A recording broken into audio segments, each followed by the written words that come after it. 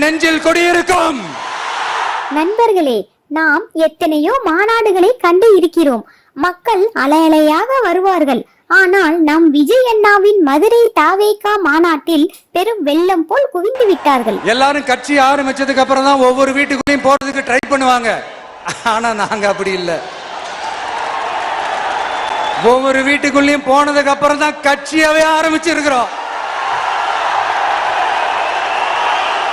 இவர்கள் விஜய் அண்ணாவின் மேல் வைத்திருக்கும் காதலை பார்க்கும் போது மிகவும் வியப்பாகவே இருக்கிறது. ஆனா ஒண்ணு, 2026ல 2 பேருக்கு நடுவுல தான் போட்டியே.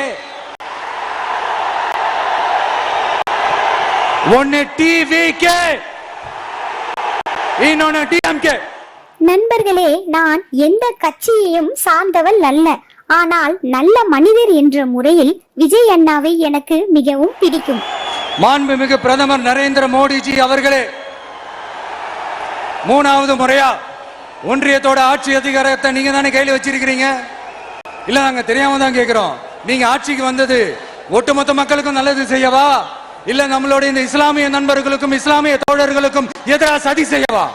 ஆனால் இப்போது அவருடைய ஆளுமையை பார்க்கும் போது 30-40 வருட அரசியலில் களம் காண்பவர்களை விட பக்குவம் அடைந்த மனிதராகவும் ஒரு முதிர்ச்சி பெற்ற நல்ல ஒரு அரசியல்வாதியாகவும் விஜய் அண்ணா தோன்றுகிறார்.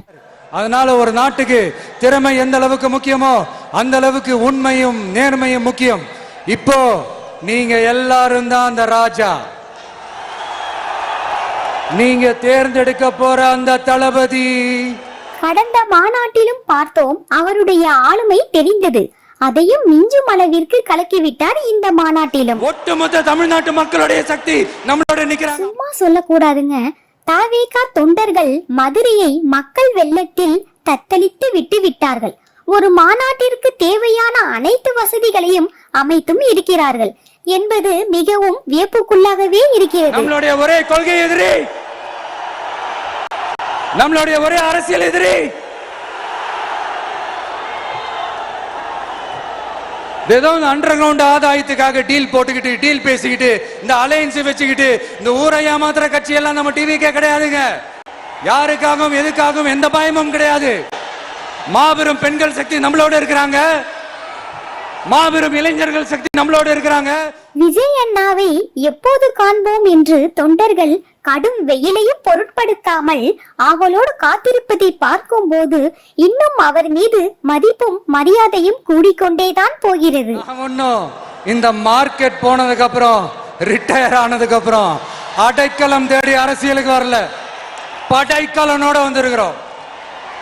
பவர்ஃபுல் போர்ஸோட, மாபெரும் படை வரிசையோட எல்லாத்துக்கும் தயாராகி தான் வந்திருக்கிறோம். நண்பர்களே, உங்கள் கருத்துக்களையும் கமெண்ட்களையும் தெரியப்படுத்துங்கள். நன்றி. இந்த வீடியோ பிடிச்சிருந்தா கண்டிப்பா லைக் பண்ணுங்க.